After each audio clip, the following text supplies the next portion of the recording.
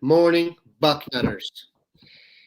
It is Tuesday, November 29th. I am Dan Rubin. This is the Bucknuts Morning 5 and Change. As you can see, the lovely and talented Steve Wiltfong joins us, as always, on a Tuesday.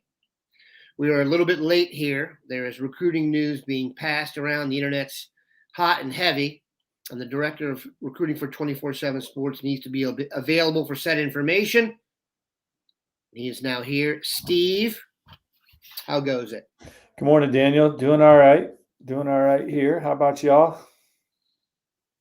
I would say recovery is what we're in right now. Negative hangover.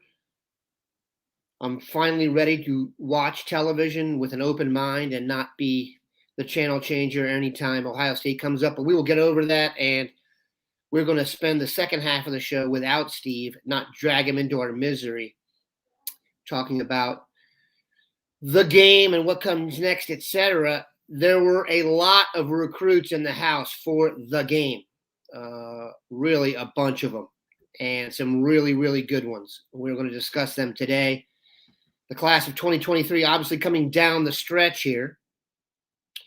One name I want to ask you about right at the top, and this has got an Indiana vibe to it, so let's get into it. That is Joshua Mickens, defensive end who was committed to Louisiana State University.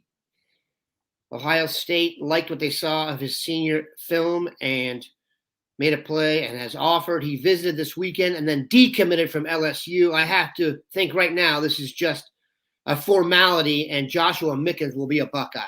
Yeah, as we reported on Bucknuts over the weekend, prior to his decommitment to LSU, we logged 24/7 Sports Crystal Ball forecast in favor of Ohio State. And even going into the visit, we talked about the Buckeyes making a move here down the stretch. He attended the home game prior to the Michigan game.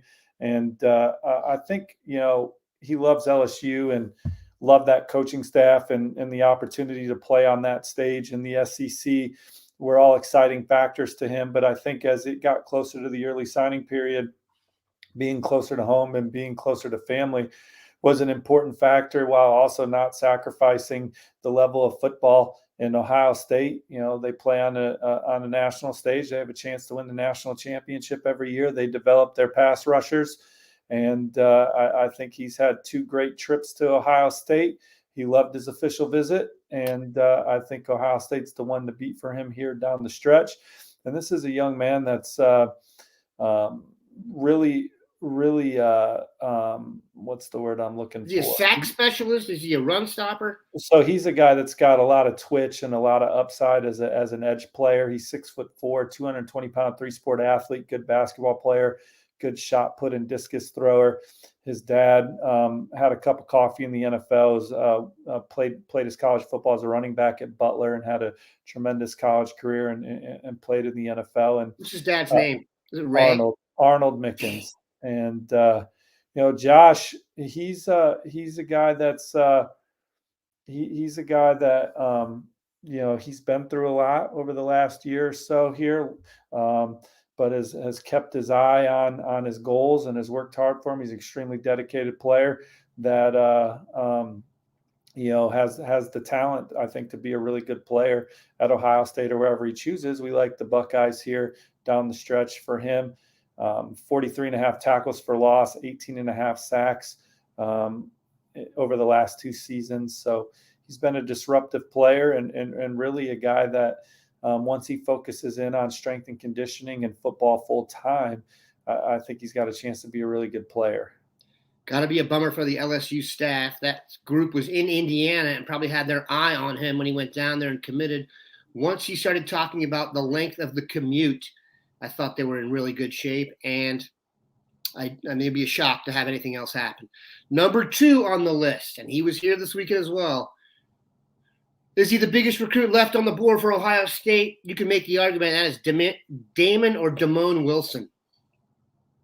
Yeah, I talked to Wilson's dad yesterday on Monday, and he said that they were going to sit down as a family tonight, which is Tuesday night, and talk, really hash things out. So maybe we'll have an idea of what he does moving forward. I thought Ohio State was still in good position coming into the visit, but Georgia has certainly given him a lot to think about. And so I think those two programs have a lot to offer him. I think he's excited about both schools. And I think now he's about ready to finally sit down with his family. And I say finally because I think he's been trying to make a decision for a while. And if he was able to, he would have, so it just goes to tell you how much of a struggle it's been to get it down to one, because he's really excited about all these options. But Ohio State's certainly in the middle of it for him, could very well land him, have the nation's number 6 recruiting class right now, but a chance to really close strong with guys like Mickens and Wilson. Did Wilson's family give you any sense of when, or they're just going to go with when it's time? I just think that they'll have a lot more clarity after tonight on what they're going to do. Interesting. So we should don't leave your phone, people. Stay near your phone. Number 3, and this guy, he's really interesting, and that's Caleb Downs. I think he can make a real strong argument that the safety, actually two-way star from Georgia, as far as a high school player, if he's not the best high school football player in the country, he's certainly in the mix, and you could make an argument for it. Kind of surprising that he even came up for the game. He's obviously committed to Alabama. There's some mixed vibes on how he thought of what he thought of the game, etc. I will admit that I made a joke text to one of my friends during the game that we kind of went out of our way here to prove to Caleb Downs that we needed him in the secondary. I think we went a little too far with that, but I jest. Your thoughts on Mr. Downs?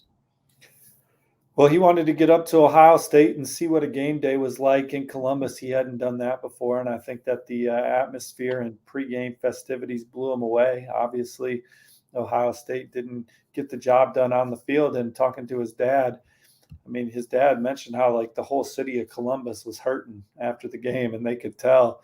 It was obviously pretty somber around there, but the coaching staff did a good job of hosting him over the two-day visit. He's got a great rapport with the Buckeye staff, and they're going to continue to recruit him down the stretch. And he reiterated some of the same things that made Ohio State a finalist, talking to his dad about Ohio State being the team in Columbus, and how interwoven Ohio State is with Columbus and the opportunities that brings you off the field. And so I mean, I think that Caleb really likes Ohio State. Do I think he's going to flip? I don't know the answer to that. I think, if you're asking me what I think he'll do, I mean, until someone tells me different, I think he's going to sign with Alabama. I think the interesting thing as far as the football approach that was exciting for Caleb and his family is that they're going to play him on offense too. And this is the best high school football player in the country right now, leading his team to perhaps a state championship in the state of Georgia. I think he's got 20 touchdowns this year. I could be a little off on that, but you get the picture. And I don't think Ohio State's had a two-way standout since Chris Gamble. Is that correct? So this is a guy that could certainly be someone. I mean, he could do that. I mean, Caleb Downs could be an SEC running back if he wanted to. He's good enough to – he's a guy that I think starts is a day one starter at Alabama or Ohio State. So, I mean, he's wired right. He's very talented, and would be a big pickup for Ohio State down the stretch. I think he had a good visit. I think that he continues to, he'll continue to talk to Ohio State, but I haven't heard anything about like putting him on flip watch or anything, where obviously we did with Mickens. Yeah, if you want to see how good he is, Google the Mill Creek Buford game. It is, I mean, you could put some Division III or NAIA football teams on that field. They would have lost to those high school teams. That's how impressive it is.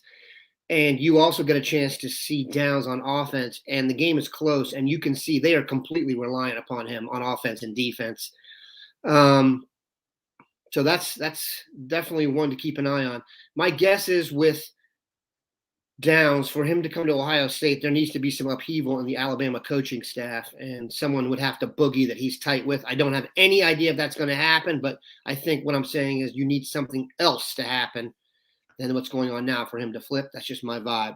And we had a story on Bucknuts yesterday about the visit, talking to his dad, and his dad said, look, Caleb's dotting I's and crossing T's. Those weren't his exact words, but just making sure on his son, making sure on his decision, and pointed to his oldest son, who's one of the best receivers in college football over at North Carolina, Josh Downs, and saying that he took a late visit to Penn State to be sure North Carolina was right for him. Now he obviously stuck with the Tar Heels. Ohio State's hoping to flip down, so we'll see what happens. But I haven't heard anything to make me think he's not going to be in Bama's class as we talk right now. The other guy was a late name that's popped up, and they want to do that with quarterbacks. You've been all over this. He is from the recruiting hotbed of South Dakota, and he is literally one of the most decorated and productive high school athletes in the country. That's factual. His name is Lucas Kineholz. I think I produced Lincoln that. Kineholz. Say it again?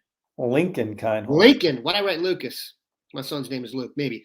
Lincoln Kineholz, stud, committed to Washington, but was here this past weekend. Yeah. Flip. Yeah. The word is coin toss. That was what Bill Kurlick wrote on his Insider on Bucknuts. So make sure you're keeping up with Bill Kurlick and the latest rumblings he's hearing from a big recruiting weekend at Ohio State. And I talked to Kineholz after his trip. He said, I liked everything about it. Facilities, coaches, recruits, players, campus. It was all nice. He got a chance to do a campus tour, facility tour, meetings regarding his major, and also said he ate some really good food, and Coach Day and Coach Dennis, really emphasized how important he is to how they're trying to finish this 2023 recruiting cycle and want him to be a part of what they're doing. And, coming into the visit, Lincoln talked about the past culture and tradition with the quarterbacks, and also the success that they've had with the quarterbacks and the success that they've had with their football team. And certainly that's, going to continue to be the case. I think that he's also been in communication with Washington. As I talk to you guys now, I don't know if he's going to flip or not, but I do think that he has legitimate interest in Ohio State, and it was a good visit, and the Buckeyes are in it. Not sure how I feel about that one. If Bill writes coin toss and you don't really have a strong vibe, I guess the kid – go ahead. Well, sometimes the young man, he's 50-50. Or maybe we don't have all the intel yet, one way or the other. I mean, Washington won 11 football games this year, right, and had a good year. And quarterback did well. He's known that staff for a long time. They got an exciting offense. Kalen DeBoer is a good dude, their head football coach. So there's a lot of reason to like Washington as well. And so, but when Ohio State calls and you're a quarterback, you certainly listen, because they got another first rounder under center. And so that would make how many in a row now for Ryan Day? It's pretty. You start at Ohio State at quarterback, you're going to the first round until proven otherwise. And I know Ohio State didn't get the result they were looking for against Michigan, but maybe they'll beat Michigan next year. I mean, they're certainly going to be in the mix. They're going to have a really good football team next year, and maybe Lincoln Kineholz will be on that team. I do know that he's been communicating with Washington as well, and I haven't heard anything on a final decision one way or the other. Just think he had a good trip to Ohio State, and we'll see what happens. Certainly helps Washington that they took Indiana transfer Michael Penix this year, who was, he had a really good, I think it was his junior or sophomore year in Indiana, and then had a terrible next year. DeBoer was his coach when he had the great year. Okay. Then DeBoer is not his coach, has not a good year. Then DeBoer is his coach again and has a good year. So coaching, as it applies at Ohio State, it applies with Kalen DeBoer as well, who got Penix playing his best football again. Yeah, he went from, I think, a guy who was probably a free agent, that probably a mid-round draft pick, day 2 pick right now. So if you're selling that to Lucas Lincoln Kineholz, that's a nice thing to sell. All right, I want to ask Steve here about Luke Fickell and his move from Cincinnati to Wisconsin. You have to know that Wisconsin is going to be amped up recruiting in the state of Ohio. But one guy I want to ask about that we haven't talked about in a while, and that's because he really seems to enjoy his time at Ohio State when he comes, and that is KJ Bolden, out of Florida, big-time prospect. We haven't talked about him quite as much. I'm hoping to weave through some positivity here, Steve, so make up some stuff, even if he doesn't like Ohio State. Well, he does like Ohio State. There you go. He likes Ohio State a lot. I had a chance to talk to him when we updated our 2024 player rankings earlier in the month. And so talking to him around November 15th or November 16th, Ohio State was definitely one of the schools on a short list with Georgia and LSU. I think those are the three programs that have impressed early. He was at the two biggest home games of the year for Ohio State, Notre Dame and Michigan. And he's a guy that, similar to Caleb Downs, could give you some two-way action. He's a really talented receiver and obviously has tremendous traits to play in the secondary. He's certainly really excited about Ohio State. They're on the short list, but I wouldn't go penciling them into the class unless something happened this weekend. And I haven't talked to him yet about his weekend experience. But I know coming into the visit, Ohio State was one of the 2 or 3 programs that he was really excited about. We're not going to talk a lot about 2024 here, but if you want some optimism, go look at the updated rankings and see where Ohio State sits with really. There was a few years ago when Ohio State had a chance to bring in 5 or 6 guys in the top 10. I think we ended up getting 3. But if you look at the top 10 again, obviously starting with the crown jewel at the top, Dylan Raiola, they have a chance to really clean up here. I think they're going to get Jeremiah Smith, the number 1 receiver in the country, out of Florida. So all is not lost. Okay. Luke Fickell is going to Wisconsin. I have to admit, I had not heard anything about that beforehand. It was kind of I love when that stuff happens. Yeah, it's nice. It's impressive. Whoever did the hiring or the negotiating behind closed doors either did it in a really quickly or really discreetly, and both are impressive. Well, both sides were very professional, obviously, and you're going to get that with Coach Fickell, who's so. I mean, look, what he did at Cincinnati is awesome. One of the real things he really did was, so we used to have a running thing here that Michigan State's number 1 day of recruiting is the day after Ohio State's last summer camp, meaning guys are holding out, Ohioans are holding out for that Ohio State offer. They don't get it and they commit to Michigan State. I felt like and the Michigan State low about in the end of the mid-late D'Antonio era was great because of that. Those players, those Ohioans, I get that Kentucky gets their fair share of them for the Stoopsian factor, but Fickell really built his team around his Ohio recruiting ties. He now brings that to Wisconsin. Wisconsin has actually always done a pretty good job in Ohio, especially here in the Dayton area. But I have to imagine they're going to crank it at Wisconsin, and then anything you've ever heard about UC as well. Well, I think at Cincinnati, you kind of look at some of their best players: Desmond Ridder from Kentucky, Alec Pierce from Chicagoland. Sauce Gardner from the state of Michigan. He wasn't beholden to any area, and his experience at Ohio State, where Ohio State recruited nationally, I think the inroads that Coach Fickell has over the course of his career are in some of the pipeline states for a Midwest school, but also in some of the more talent-rich states in the country. And I think with Wisconsin, it's a similar program in the sense of Cincinnati, you have your base. Like Cincinnati was a factor for top players in the Cincinnati area, but they had to certainly cast a larger web for developmental upside players that fit their culture and fit their scheme.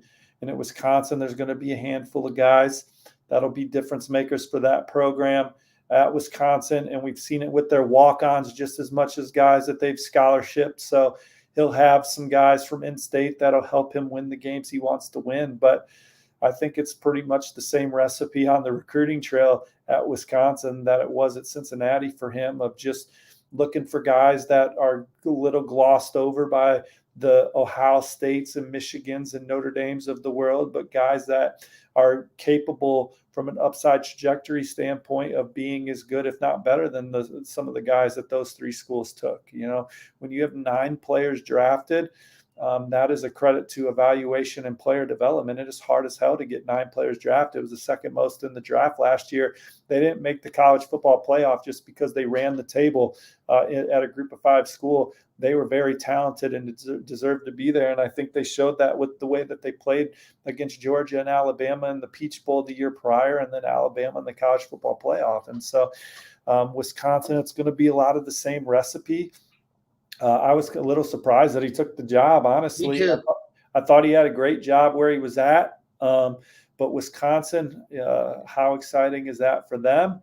And, they've been a team that's been New Year's Six caliber under previous staffs. I think that they upgraded the head coach position compared to those previous staffs. He's inheriting an atrocious quarterback room, so he's going to have to get that fixed. It'll be interesting to see who comes with them on his staff, but Fickell understands what great recruiting looks like, and it's not just working the phone lines, but it's great evaluating and great in finding guys that fit you. And then also he understands strength and conditioning, and so those are cornerstones of Luke Fickell's programs. And again, the last thing, and I've said this about him a lot, but the thing that stands out with me the most about Coach Fickell regarding recruiting, because this is a recruiting segment of the podcast, is he said that every staff that he had been on, the head coach was the best recruiter on the staff. And he pointed to Jim Tressel and Urban Meyer and said that he had to be that at Cincinnati. And so he understands his role within all of that too. And so just a good dude, good person, man, good husband, good father, good football coach. People like being around him. There was always good energy in the Cincinnati football facility whenever I made my way over there. And I just know people in Cincinnati were sad to lose him. They should be. But I said on Wiltfong Whip Around, the Big 12 has to be devastated that they lost him, because here you are rebuilding your league. You're losing Texas and Oklahoma, two of the biggest brand names in your league, although TCU and Baylor have been way better of a football program than Texas the last decade. But you're losing your big brands. But you have Luke Fickell, the reigning national coach of the year, took a team to the college football playoff. You figure Cincinnati's going to be really good year in and year out, because they lost all those guys last year and still win 9 games this year. Could have won 11. I mean, for them to have the attrition they had some injuries this year. They battled all the way to the end. Cincinnati was always going to be good. Now you don't know. Yes, the deck is going to be handed to a new coach with a good foundation, but it's hard to win football games consistently. Only the good coaches do it. Like Lincoln Riley is a good coach. USC quickly turns it around. He would not be 8-4 anywhere, but that's hard. It's hard to do that. It's hard. Like Ryan Day, Ohio State, you guys are 12-1. It's hard. So we'll see what happens at Cincinnati with the new staff, and the Big 12 has to be devastated by that move, hearing that Luke Fickell was moving to the Big 10. Just based on what I know about Fickell and such, I don't know if Cincinnati can get a better coach for that job than Luke Fickell. I mean, I'm sure it's possible if you. But they have had great in the past. I don't mean to cut you off, but Mark D'Antonio, Brian Kelly, Luke Fickell. I mean, those guys. They did a good job. They did a good job, but Fickell had the advantage of really being Ohio State West on some level. He just did. I mean, his name was associated with that. If he is among the more, if not the most well-respected guys ever to come through the program. He's considered one of the toughest dudes. I mean, like literally, you have those discussions with every team, like, oh, if there's a brawl in the locker room, who gets out? And this year they were like, oh, it's Stover and Eichenberg standing side by side. If you asked that question before, it was the roommates, Fickell and Vrabel, that were getting out alive. So he was a tremendous, tremendous high school wrestler. In fact, you can go to YouTube and see that if you want to see it. Go ahead. He's an absolute alpha, obviously, but within that, he is a tremendous people person, right? Yeah. So and smart. I'll say Cincinnati, though, they have hit big 3 times at head coach recently. So theoretically, there's some, they could do it again. And hey, I think there's a lot of guys that are going to want that job. I think Butch Jones. I'm sorry to cut you off. Butch Jones had a good run there too. I just don't think I can put Butch Jones in the same sentence as those other guys, but he was damn good. He was damn good. But he parlayed it into the Tennessee job, did he not? No question. But I mean, Brian Kelly, took Notre Dame to the Yeah. college football playoff a few times, as LSU quickly in the SEC title game. I mean, Mark D'Antonio took Michigan State to the college football playoff. Those guys, I just rank them higher than Butch Jones. And then Fickle took Cincinnati to the college football playoff. I mean, that's and really just that's incredible. He sustained the sustainment of how good Cincinnati was year in and year out was really good. He's one of the current winningest coaches in college football. But I wouldn't mind seeing. I think Cincinnati should interview Brian Hartline. I mean, I think he's a guy that is capable of taking a job like that, and is qualified to get a swing at Cincinnati and see how he interviews alongside some of those other candidates that are certainly in the mix and swinging. I think, he's an Ohio guy that's a great recruiter that's been around great football coaches his entire life. I know you guys probably don't like to hear that. But you've damaged your chance of ever coming on the show ever again now. That'd be Brian Hartline would be a good hire. Hell, maybe then eventually he's the next head football coach at Ohio State. You never guys, sometimes they got to fly a little more elsewhere before they come back. I don't know, but he would be a good candidate. When people came calling for Steve Wiltfong, he stuck with 24/7 Sports, and we are hoping Brian Hartline does the same. Steve, we appreciate it. Thanks, brother. Take care, y'all. See you on the front row. All right, we're going to take a quick break for a commercial to pay some podcast bills, and then I'm going to get into a little bit of therapy here. See if we can get this through. Okay, so internet's improved, which is ironic that my internet is fixed as Ohio State suffers what was an absolutely devastating loss. I have not commented on the boards or verbally, so I'm going to do my little part now, and then we'll have a little talk about it, and then let's hope we can move on in some kind of positive fashion. I exchanged texts with a prominent member of the media who's an Ohio State devotee during the game, always, as we kind of find it cathartic. And I went back and read my text, and I will say at halftime what I had was Ohio State is clearly the better team, just needs to execute. Here is what I believe took place during the game. I think Ohio State's plan was to get on top early and then rush the passer. This did not happen. Their inability to get up 21-3 when it was absolutely there. I don't understand what was going on at running back. Mayan Williams was clearly limited. Blake Corum was limited for 2 plays, and they took him out. We went through several drives with Mayan. First down efficiency for Ohio State's offense is the most underrated and important aspect of it. 2nd and 7 is much different than 2nd and 3. Too many 2nd and 7s when there were wide open lanes for more rushing yards. That opens everything up. That was very, very disappointing. Now, here's what happened in a general sense. Once Ohio State was up 2017 at the half, they were no longer able to pin their ears back and go after the quarterback. That meant they had to stop the rush on defense. That's not going to happen. They are not built to handle the rush long term. They're built to pin their ears back with a lead. Now, we can get all the other details about that, but that's, in my opinion, what happened in the game. Now, the question is this. Why is Ohio State built to be a front-running team? Why is Ohio State built to win a certain way, not any way? That I don't understand. The defensive line was not good enough to hold up to a legitimate running attack all game long. I think the running back situation in the game is something that's going to have to be explained to me at a later date. You go from hypothetically, Justin Fields and Trey Sermon back there to C.J. Stroud and Mayan Williams, who's hurt, or Diamante Traynham. The idea that we were getting the ball to number 19 and number 10 in the biggest game of the year, and those are a transfer and a former walk-on, very disappointing.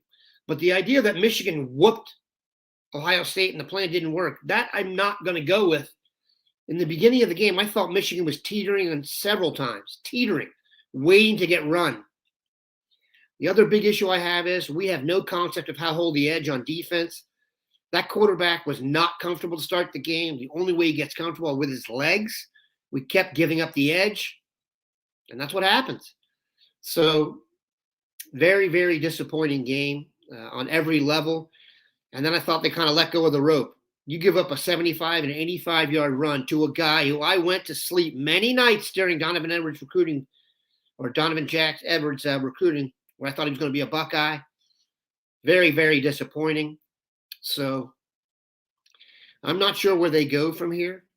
Schematically, obviously, for the rest of this season or whatever happens with the playoff, we'll figure it out. But I just think it didn't go the way they wanted, and I don't know that they had the ability to rebound when things didn't go according to plan. Now, that's coaching.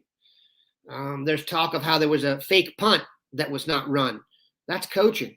So there's a backup snapper in there. You'd think the message would get through to him quickly rather than later. So I'm not sure where they go with the staff. I could see there being some upheaval, but to me, it's almost more of a philosophy thing. They have to get the ability to stop the run for 4 quarters. They can't be winning in gimmick fashion.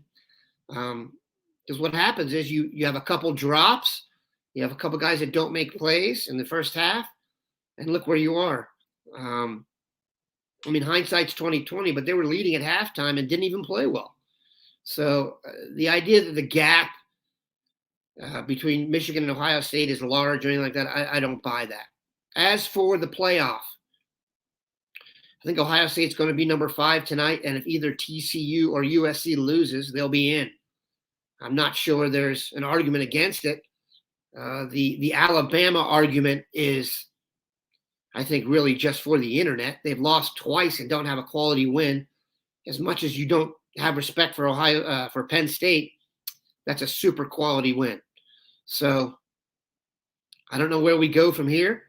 I guess we play the waiting game and root for, the opponent in the Pac-12 and the Big 12. So I'm not sure here. I'm happy that my internet is back and running. Now let's see if we can see if anyone's made any really good comments.